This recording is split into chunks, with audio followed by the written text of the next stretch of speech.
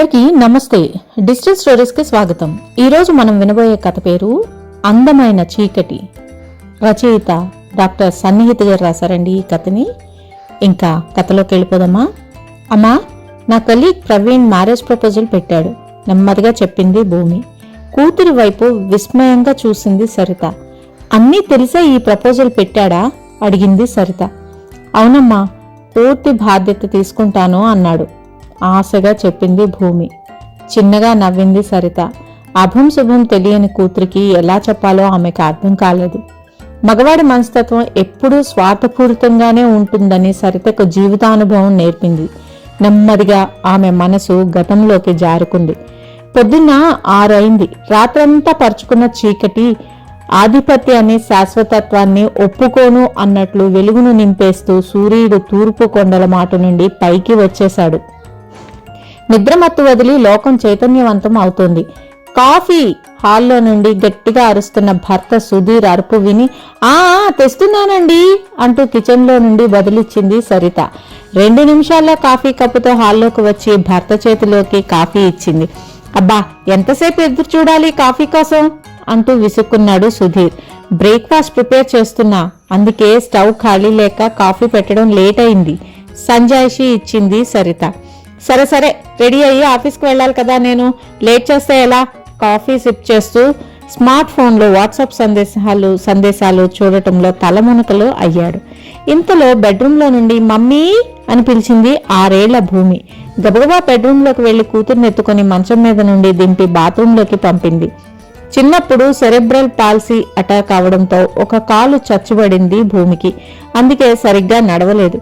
ఎవరో ఒకరు కొంచెం సాయం చేయాల్సి ఉంటుంది.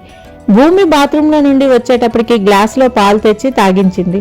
స్కూల్కి తొందరగా రెడీ అవ్వమ్మా, బ్రేక్ఫాస్ట్ తిందు గాని అని చెప్పి మళ్లీ కిచెన్లోకి వెళ్లిపోయింది సరిత. రోజు పొద్దున్న 4 గంటలకు లేస్తుంది సరిత. కాలకృత్యాలు తీర్చుకుని గుక్కిడి కాఫీ తాగి ఇంటి పనిలో పడుతుంది. ఇక అంతే, 9 దాకా ఊపిరి సలపని పని. ఇటు పుల్ల తీసి అటు పెట్టడు సుధీర్. పొద్దున్న లేవగానే కొంపలు మునిగిపోయినట్టు స్మార్ట్ ఫోన్లో ఫేస్బుక్, వాట్సాప్ చూస్తూ బిజీ అయిపోతాడు. ఎవరెవరికో గుడ్ మార్నింగ్లు చెప్తూ ఉంటాడు, పెళ్ళానికి తప్ప. మగమహారాజు కదా, పైగా భర్త, అందుకే నోరెత్తదు సరిత. కాసేపటికి మమ్మీ నేను రెడీ అంటూ యూనిఫామ్ వేసుకుని వచ్చింది భూమి. తనకి జడలు వేసి మొహానికి పౌడర్ రాసింది. ప్లేట్లో రెడీగా ఉన్న బ్రేక్ఫాస్ట్ తినిపించింది. సుధీర్ అప్పటికే డైనింగ్ టేబుల్ మీద సిద్ధంగా ఉన్న టిఫిన్ తింటున్నాడు. బ్రేక్ఫాస్ట్ పూర్తి చేసి హెల్మెట్ తీసుకున్నాడు. భూమి తొందరగా రా అంటూ బయటకు వెళ్లి బైక్ మీద కూర్చొని హార్న్ కొడుతున్నాడు. భూమి కాళ్లకు షూస్ తొడిగి పదమ్మా, డాడీ రెడీగా ఉన్నారు అని స్కూల్ బ్యాగ్ తీసుకుని బయటకు వచ్చింది సరిత. భూమిని వెనక కూర్చోబెట్టుకుని బైక్ ని రయ్యన లాగించాడు సుధీర్. కూతుర్ని స్కూల్లో డ్రాప్ చేసి అటునుండి అటే ఆఫీస్కి వెళ్తాడు. హమ్మయ్యా అని ఊపిరి పీల్చుకుని లోపలికి పరిగెత్తింది సరిత. 5 నిమిషాల్లో స్నానం, టిఫిన్ తినడం కూడా పూర్తి చేసి రెడీ అయ్యి లంచ్ ప్యాక్ చేసుకుని హ్యాండ్ బ్యాగ్ తీసుకుని బయటకు వచ్చి ఇంటికి తాళం పెట్టింది.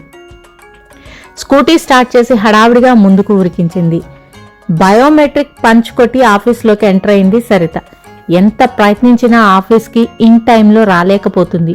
ఈరోజు 10 నిమిషాలు లేటు. చిన్నగా నిట్టూర్చి తన సీట్లోకి వెళ్లి సెటిల్ అయింది. ఎదురుగా బాస్ క్యాబిన్లో నుంచి బయటకు వస్తున్న సుధీర్ కనిపించాడు. అతని మొహం నిండా సంతోషం తాండవిస్తోంది. పొద్దున్నే ఇన్ టైంలో ఆఫీస్కి వచ్చి బాస్ క్యాబిన్లోకి వెళ్లి గుడ్ మార్నింగ్ చెప్తాడు సుధీర్. ఆ రోజు చెయ్యబోయే వర్క్ గురించి బ్రీఫ్ చేస్తాడు.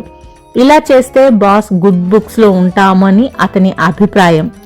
నిజానికి సరిత, సుధీర్లు ఒకే ఆఫీస్లో పనిచేస్తారు. పెళ్లికి ముందు సుధీర్ సరితను చూసి ఇంప్రెస్ అయ్యి ఆమెను పెళ్లి చేసుకుందామని అనుకున్నాడు. ఒక శుభముహూర్తాన ప్రపోజ్ చేశాడు. అతన్ని కాదనడానికి సరితకి ఏ కారణమూ కనబడలేదు. ఓకే చెప్పింది. పెళ్లి వైభవంగా జరిగింది. అందరూ మంచి జంట అని పొగిడారు. ఒకే ఆఫీస్లో పనిచేసే భాగస్వామి దొరకడం అందరికీ కుదిరే పని కాదని, అదృష్టం అని భజన కొట్టారు. మురిసిపోయారిద్దరు. పెళ్లి అయిన కొన్నాళ్లకు అది నిజం కాదని, వేరే సమస్యలు చాలా ఉంటాయని అర్థమైంది. అయితే అన్ని సమస్యల్ని లైట్ తీసుకుని సంసార నౌకని ముందుకు సాగిస్తున్నారు. మధ్యాహ్నం 3 దాటింది. సరిత మనసు కూతురు భూమి మీదకు మళ్ళింది. 3ంటికి స్కూల్ అవగానే అక్కడికి దగ్గరే ఉన్న ఒక టీచర్ ఇంట్లో ట్యూషన్కి వెళ్తుంది భూమి. సాయంత్రం దాకా అక్కడ ఉండి తర్వాత ఆటోలో ఇంటికి వస్తుంది. ఆటో అతనికి నెలకు ఇంత అని పే చేస్తారు సరిత దంపతులు. భూమి ఇంటికి వచ్చే టైంకి ముందే సరిత ఇంటికి చేరుకుంటుంది. ఆమెకు స్నాక్స్ అవి పెట్టి కాసేపు ఆడుకోమని చెప్తుంది. తర్వాత హోంవర్క్ చేయిస్తుంది. సుధీర్ తీరిగ్గా ఆఫీస్ నుండి బయలుదేరి లేటుగా ఇంటికి వస్తాడు. దానికి కారణం అతను సాయంత్రం కూడా బాస్ క్యాబిన్కి వెళ్లి మీటింగ్ పెడతాడు. ఆ రోజు జరిగిన వర్క్ ప్రోగ్రెస్ చెప్తాడు. బాస్తో పాటు టీ తాగి అతన్ని అన్ని విధాలా సంతృప్తిపరిచి అప్పుడు ఇంటికి వస్తాడు. ఇది రోజు జరిగే తంతు. సరిత తన వర్క్ ముగించి గబగబా ఆఫీస్ నుండి బయటపడి ఇంటి దారి పట్టింది. ఇంటికి చేరాక భూమి రాగానే ఆమెను దగ్గరికి తీసుకొని స్కూల్ విషయాలు మాట్లాడుతూ రిఫ్రెష్ అయ్యింది. స్నాక్స్ పెట్టి అవి తిన్నాక హార్లిక్స్ కలిపి ఇచ్చింది. కాసేపటికి భూమి ఆడుకోవడంలో పడింది. టీవీ ముందు కుర్చీలో వాలి నెమ్మదిగా టీ తాగుతూ రిలాక్స్ అవ్వసాగింది సరిత. తర్వాత ఎప్పటికో వచ్చాడు సుధీర్. భూమి నాన్నా అంటూ ఏదో స్కూల్ విషయం చెప్పబోతుంటే అబ్బా అవన్నీ మీ అమ్మకు చెప్పు అని విసుక్కున్నాడు. చిన్నబుచ్చుకుంది భూమి. తర్వాత సరిత దగ్గరకు వచ్చి ఈరోజు మన బాస్ నన్ను ఎంత మెచ్చుకున్నాడో తెలుసా, ఈసారి నాకు ప్రమోషన్ గ్యారంటీ అంటూ ఆ విషయాలన్నీ చెప్తున్నాడు. మౌనంగా వినసాగింది సరిత. ఆమెకు పొద్దున్న ఆఫీస్లో జరిగిన ఒక సంఘటన గుర్తుకు వచ్చింది. బాస్ ఆమెను క్యాబిన్కి పిలిచి ఏంటి సరిత రోజు ఆఫీస్కి లేటుగా వస్తున్నావు, పని మీద కూడా శ్రద్ధ చూపడం లేదు, సాయంత్రం కాగానే బ్యాగ్ తీసుకొని పారిపోతావు, త్వరలో ప్రమోషన్ ఇంటర్వ్యూలు ఉన్నాయి చూసుకో, ఇలా అయితే నిన్ను రికమెండ్ చేయటం కష్టం అని అక్షంతలు చల్లాడు. బయటకు వచ్చేస్తుంటే అయినా సుధీర్ నీకు ఇవన్నీ చెప్పడా అని నవ్వసాగాడు. గుండె మండిపోయింది ఆమెకు. కంట్రోల్ చేసుకుని అక్కడి నుండి వచ్చేసింది. ఇప్పుడు తీరిగ్గా ఇంటికొచ్చి తీయగా మాట్లాడుతున్న సుధీర్ మీద అసహ్యం వేసింది.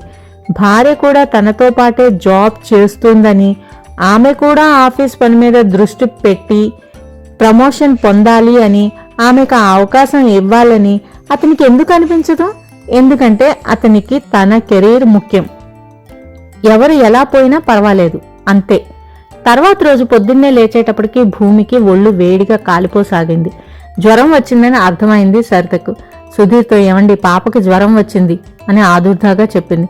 అవునా ఇప్పుడెలా, నాకు ఇంపార్టెంట్ మీటింగ్ ఉంది కదా ఆఫీస్లో అంటూ దిగులు నటించాడు. చిన్నగా నవ్వింది సరిత. సరే నేను దాన్ని హాస్పిటల్కి తీసుకెళ్తాను, మీరు ఆఫీస్కి వెళ్ళండి అని చెప్పింది. అమ్మయ్య థ్యాంక్స్ అని చెప్పి ఆఫీస్కి పారిపోయాడు సుధీర్. భూమిని హాస్పిటల్కి తీసుకువెళ్లి డాక్టర్కి చూపించి మందులు తీసుకుంది సరిత. ఆ రోజు భూమిని చూసుకుంటూ ఇంట్లోనే గడిపేసింది. సాయంత్రానికి భూమికి జ్వరం తగ్గింది. రిలీఫ్గా ఫీల్ అయింది సరిత. ఆఫీస్ నుండి ఇంటికొచ్చిన సుధీర్ ఈరోజు మీటింగ్ చాలా బాగా జరిగింది తెలుసా, నాకు ప్రమోషన్ గ్యారంటీ ఈసారి అని ఆనందపడిపోతున్నాడు. నాకు కూడా ప్రమోషన్ రావాలి కదండి, ఇలా డుమ్మాలు కొడితే ఎవరిస్తారు నాకు ప్రమోషన్ నెమ్మదిగా అంది సరిత. అదేంటోయ్ నాకు ప్రమోషన్ వస్తే నీకు వచ్చినట్టు కాదా అంటూ నవ్వేశాడు సుధీర్. అది ఎలా ఆశ్చర్యపోయింది సరిత. నువ్వు నా భార్యవు కదా, మనిద్దరిలో ఎవరికి వస్తే ఏంటి అంటూ కన్విన్స్ చేస్తున్నాడు సుధీర్. నిజానికి అతను ఎవరికి వస్తే ఏంటి అని పైకి చెప్పినా ఒకవేళ అతనికి రాకుండా తనకు ప్రమోషన్ వస్తే తట్టుకోగలడా? పొద్దున పూట ఆఫీస్కి తనకంటే ముందే చేరుకోవాలని తనని వదిలేసి పరుగు పెడతాడు. కనీసం ఇద్దరం వెళ్దాం అని ఎప్పుడూ అనడు. అతని మేల్ ఈగోకి, భార్య ఆధిపత్యాన్ని సహించలేని మనస్తత్వానికి ఇది పరాకాష్ట. గాఢంగా విశ్వసించి భర్త కోసం భార్య కెరీర్ని వదులుకోవాలన్నమాట, కుటుంబ బాధ్యతలకి ప్రయారిటీ ఇవ్వాలన్నమాట అనుకుంటూ మౌనంగా మిగిలిపోయింది సరిత. ఆఫీస్లో విమెన్స్ డే సెలబ్రేషన్ చేసుకుంటున్నారు. విమెన్ ఎంప్లాయీస్ అందరూ కాన్ఫరెన్స్ హాల్లో సమావేశమయ్యారు. స్నాక్స్ అవి తిన్నాక స్పీచ్లు మొదలయ్యాయి. చీఫ్ గెస్ట్గా బాస్ భార్యను పిలిచారు. ఆమె ఆవేశంగా మైక్ తీసుకుంది. స్త్రీకి సమానత్వం కావాలి, స్వాతంత్ర్యం కావాలి, ఆర్థిక భరోసా కావాలి, మనం దేనిలో తక్కువ, పిల్లల్ని కంటాం, ఇంటిని నడిపిస్తాం, ఉద్యోగాలు చేస్తాం, అన్నీ మనమే చూసుకుంటున్నాం, అందుకే ఎక్కడ తలవంచకూడదు మనం, ఇలా దంచేస్తుంది ఆమె. ఇన్ని చెప్తున్న ఆమె భర్తకు లొంగి ఉంటుంది, సేవలు చేస్తుంది. అందుకే సరితకు నవ్వు వచ్చింది. తర్వాతి టర్న్ సరితది. ఆమె మైక్ తీసుకొని స్త్రీకి సమానత్వం, స్వాతంత్రం తప్పకుండా కావాలి, వాటితో పాటు ప్రేమ, బంధం అనే వాటికి కూడా విలువ ఇవ్వాలి, కుటుంబ బాధ్యతల్ని ఒక బరువుగా, మన పురోగతికి ఆటంకంగా భావించకూడదు మనం అని చెప్పి ముగించింది. అందరూ చప్పట్లు కొట్టి అభినందించారు. ఇంతలో సరిత సెల్ రింగ్ అయింది. అటు నుండి వినబడిన మాటలు విన్నాక ఒక్కసారిగా టెన్షన్ ఫీల్ అయింది. చేతి వాచీలో టైం చూసుకుని ప్రోగ్రాం మధ్యలోనే గబగబా ఆఫీస్ బయటకు వచ్చేసింది. హడావుడిగా స్కూటీ స్టార్ట్ చేసి స్కూల్ వైపు దూకించింది. స్కూల్ బయట బిక్కుబిక్కుమని వెయిట్ చేస్తున్న భూమిని చూడగానే కన్నీళ్లు వచ్చాయి సరితకి. అదేంటమ్మా, ఆటో అంకుల్ రాలేదా? ఆతృతగా అడిగింది సరిత. రాలేదమ్మా, ఏడుస్తూ చెప్పింది భూమి. ఏదో కారణంతో సడన్ గా హ్యాండ్ ఇచ్చాడు auto driver. Tuition teacher phone చేసి భూమి స్కూల్ నుండి ఇంకా ట్యూషన్కి రాలేదండి, ఇంటికి గానీ వచ్చిందా అని అడగడంతో అనుమానం వచ్చి హడావుడిగా స్కూల్కి పరిగెత్తుకుంటా వచ్చింది సరిత. సరే పదమ్మా అని భూమిని స్కూటీ మీద కూర్చోబెట్టుకుని ట్యూషన్ టీచర్ ఇంట్లో వదిలింది. తర్వాత ఆఫీస్కు వచ్చేసింది తిరిగి. అప్పటికి విమెన్స్ డే ప్రోగ్రాం అయిపోయింది. ఆఫీసు టైం అయ్యాక పంచ్ కొట్టి భూమిని తీసుకుని ఇంటికి వచ్చేసింది సరిత. సాయంత్రం తీరిగ్గా ఇంటికొచ్చిన సుధీర్ ఆటోవాడు స్కూల్కి రాలేదని తెలిసి అగ్గి మీద గుగ్గిలమయ్యాడు. రాస్కెల్, ఎంత పని చేశాడు, ముందుగా చెప్పాలి కదా అంటూ వీరంగం వేస్తున్నాడు. భార్య దగ్గరికి వచ్చి, నీకు ఈరోజు విమెన్స్ డే సెలబ్రేషన్ ఉంది కదా, ఎందుకు ఆఫీస్ నుండి మధ్యలో వచ్చేసావు? పైగా బాస్ భార్య అక్కడే ఉంది, ఏమనుకుంటుంది? నాకు చెప్తే స్కూల్కి వెళ్లేవాడిని కదా గట్టిగా అన్నాడు.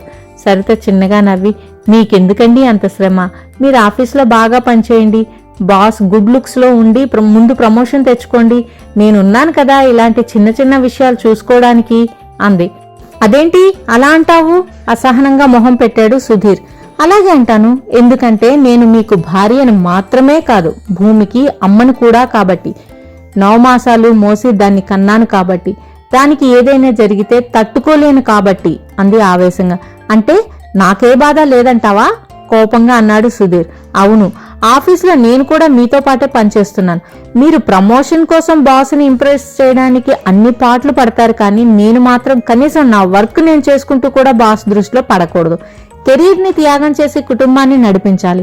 ఆఫీస్కి మీకంటే లేటుగా వెళ్ళాలి, మీకంటే ముందుగా ఇంటికి వచ్చేయాలి. మీ అహం సంతృప్తి పరచడానికి కెరీర్లో మీకంటే తక్కువ స్థాయిలో ఉండాలి నేను. అప్పుడే మీకు మనశ్శాంతి. ఎందుకంటే నేను మీ చాటున బ్రతికే ఆడదాన్ని కదా, స్థిరంగా చెప్పింది సరిత. నీకు నా చాటున బ్రతకడం అంత ఇబ్బంది అయితే, కుటుంబాన్ని కాదని కెరీర్లో ఎదుగుదల స్వేచ్ఛ మాత్రమే కోరుకుంటే, ఒక్కదానివి బ్రతికేంత దమ్ము ఉంటే నన్ను వదిలి వెళ్ళిపో, ఒంటరిగా బ్రతికి చూడు కోపంగా అన్నాడు సుధీర్. అవునా, ఒకవైపు ఉద్యోగాన్ని ఇంకోవైపు కుటుంబాన్ని ఒంటి చేత్తో నెట్టుకొస్తున్నా నేను అది మాత్రం చెయ్యలేనా?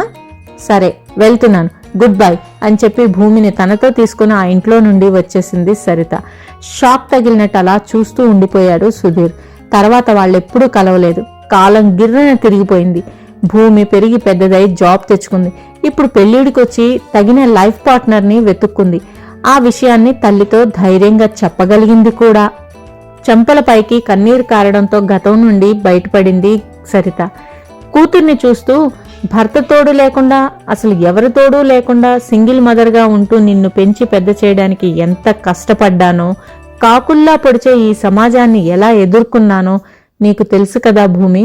మన చుట్టూ ముసురుకున్న చీకటి మనల్ని భయపెడుతుంది, కానీ కొంచెం ధైర్యం చూపిస్తే అదే చీకటి అందంగా కనిపిస్తుంది, మనకు అండగా నిలబడుతుంది. నువ్వు కూడా పెద్దదానివయ్యావు, లోకాన్ని చూశావు, నీకు ఇంకా ఏం చెప్పగలను?